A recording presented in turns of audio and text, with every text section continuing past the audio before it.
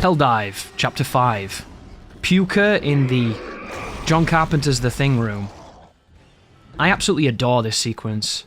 It is indeed from the demo, if you remember it back in the day. And it is a sequence of rooms that are followed by some fights.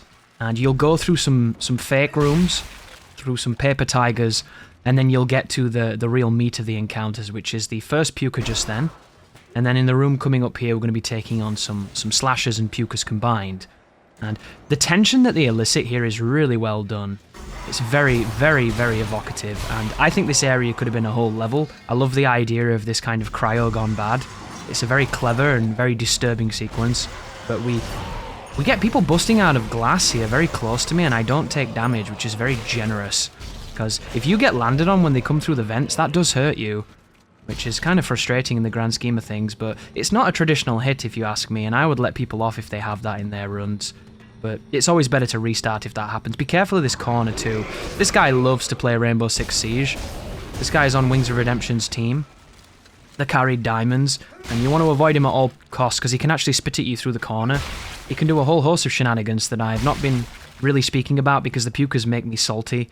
The amount of times that they'll hit you when they're nowhere near you and do just really strange physics things is kind of frustrating. This monster here is frozen, and I think that this is another one of those motifs that they could have really laid into, but they didn't, which was interesting. And then moving on this corridor, we have a handful of lurkers, and we haven't seen too many of these guys yet, which I think is always a good thing, because they're an annoying enemy.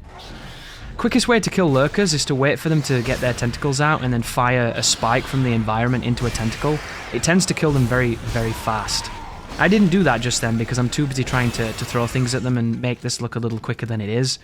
They're not really an enemy you can do too much to. But we get attacked by the tripod in the Isaac Heimler room, and all you have to do is shoot the tongue, but it's harder done than said, I should say. Because the sensitivity's bad on these moments again. There's something with the mouse fix in this game that guarantees that every moment where you are not in control of Isaac, the whole game is going to feel terrible. But you know what doesn't feel terrible? Standing in the middle of this room and absolutely obliterating the pack. This is a very fun sequence, and I really like these moments too. Some of my favourite moments in the game because they demand precision from you.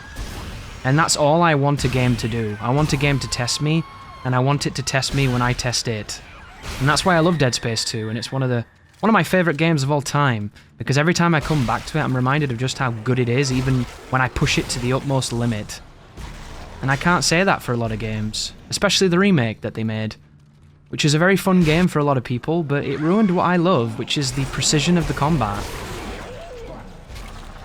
But here we have an exploder. We also have a puker that's about to come to us. I'm going to try and isolate the exploder's arm here so I can use it, but I make the mistake of aiming up a lot with the sacks, and you don't really need to. For some reason, I think they have a parabolic arc, and they don't. They fire really far. It's kind of insane, actually.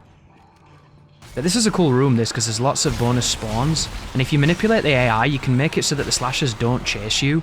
But just then, I want him to chase me, you know? This is a hell dive. We're diving into hell. I want them to bring their best, I want to face them full on, and I want to decimate. That's what we're here to do, it's our job. There is one exploder though, do you hear him? The audio design in this game is so stellar, you pretty much know exactly what's alive if you've played it enough. It's a really cool feature. And if you save this exploder's arm, you can kill the incapacitated stalker that's waiting for you in the next room. And incapacitation is not really the best thing to say, because it's just a paralysed stalker with no lower half. And I'm not entirely certain why it doesn't have a lower half. You see a few of these creatures in the game. There's two of them to my immediate mind. This one's not so bad.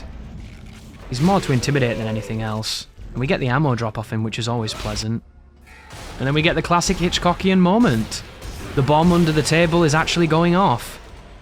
Which leads us to the Tormentor fight, which is the coolest enemy in the game that you don't traditionally fight, and you have to fight it under stipulations that involve the mouse feeling like shit. But this is a cool segment. I just wish there was more to this guy, because he's so damn interesting. What an interesting monster. This is the part on the no damage runs on the bigger channels where people in the comments will highlight this and link it and be like, you know, no damage, because you're getting whacked around and Isaac is screaming, and they're always very funny to see those. It's oftentimes a surprise when you don't see them. But all you have to do now, guys, is open up these areas with telekinesis, and make sure you can get to the glass. And when you get to the glass, it's going to trigger the cutscenes that's going to get you out of dodge. And that's the end of the dive. Thank you very much for watching, and you take care now.